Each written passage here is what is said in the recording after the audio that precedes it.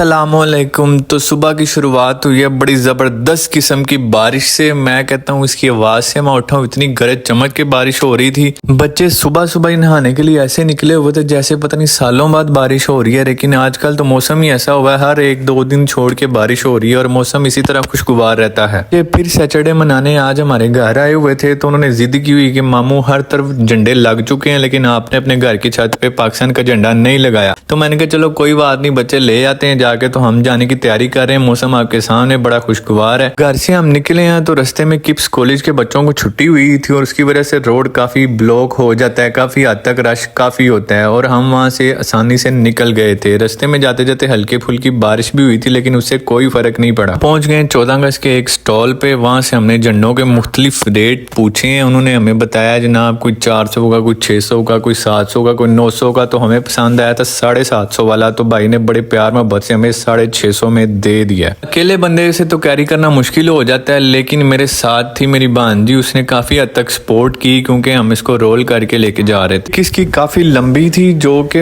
संभालनी मुश्किल हो रही थी। ये डर था कि किसी को आगे या पीछे से लग ना जाए। तो आपका भाई छत पे पहुंच गया। स्टिक को हमने आधा काट दिया क्योंकि हमारी छत काफी ऊंची है तो उसको लगाने का मकसद नहीं था हमें हवा से कोई टूट जाएगी फिर मुझे सही करनी पड़ेगी। पाकिस्तान की पॉलिसीज गलत हैं, सियासतदानों की पॉलिसियां गलत हैं, उन्होंने हमें कुछ नहीं दिया। लेकिन इसमें पाकिस्तान का क्या कसूर है या इस झंडे का क्या कसूर है कि हमने अपने घरों पे लगाने छोड़ दिए। मैं अपना काम कर रहा था और मेरा भांजा अपना काम कर रहा था। आपने कैमरे में देख लिया होना, हम छत पे अब लगा दिया लेकिन इतना अच्छा मौसम होने के बावजूद पसीना इंतहा का आया था, हालत बुरी हुई। थोड़े टाइम के बाद हम वॉक करने के लिए निकले हैं तो दूर से हमने देखा हमारा झंडा काफी अच्छा लग रहा था, जिसे देख के काफी तसल्ली हुई कि हर घर पे झंडे लगे हुए हैं तो हमारे घर भी उनमें से एक हो गया। दूसरे एंगल से भी झंडे को अच्छी खासी हवा लगती हुई नजर आ रही थी। आप सब लोग भी अपने घर पे झंडा लगाएं और पाकिस्तानी होने का सबूत दें। शाम होते ही मैं आ गया हूँ खत करवाने और कटिंग शटिंग कराने के लिए। मैं पहुंच गया दनान हेयर स्टूडियो में। खत करने के बाद भाई ने कहा आपके बाल छाल भी बना ही देते हैं। मैंने कहा चले कोई नहीं शहजादिया तू बना दे, मैं कहता तेन पैसे देने ने लैदा। ये लड़का भी फटाफट से बाल बनाई जा रहा था, कभी कंघा अंदर रख करके और कभी वैसे ही स्ट्रेट बनाई जा रहा था। मैं कहा यार जल्दी कर, इन्ना टाइम नहीं होंदा, तेन पता खत कराने दे विच अद्धा घंटा लग जाता पर वाल कटिंग या बनाने दे विच अद्धा घंटा लग जाए ऐ ते कदी नहीं हो सकता। और में बड़ी जबरदस्त किस्म की डील चल रही है। फ्राइडे सैटरडे संडे आपको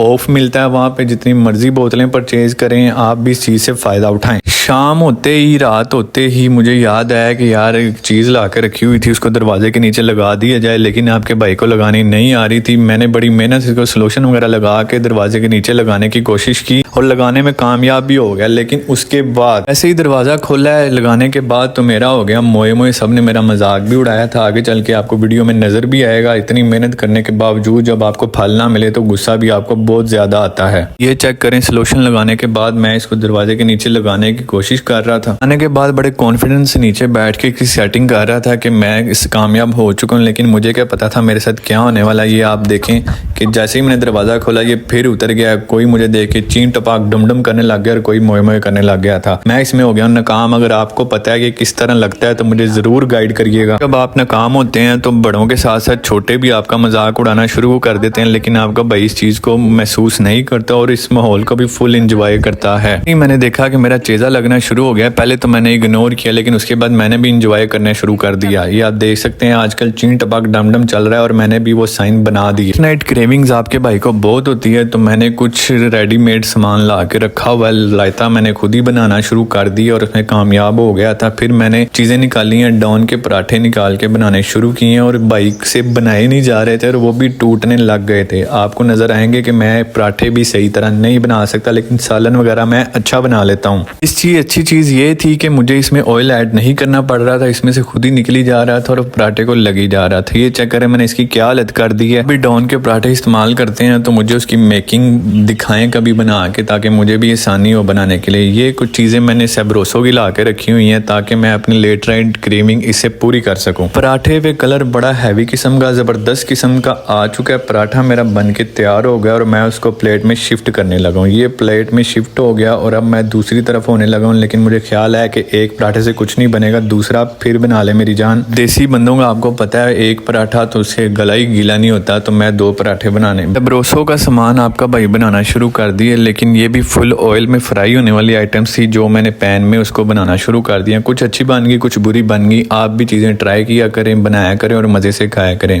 अपना ख्याल रखें, मेरे चैनल को लाइक करें, सब्सक्राइब करें। मिलते हैं अगले व्लॉग में। अल्लाह हाफिज़।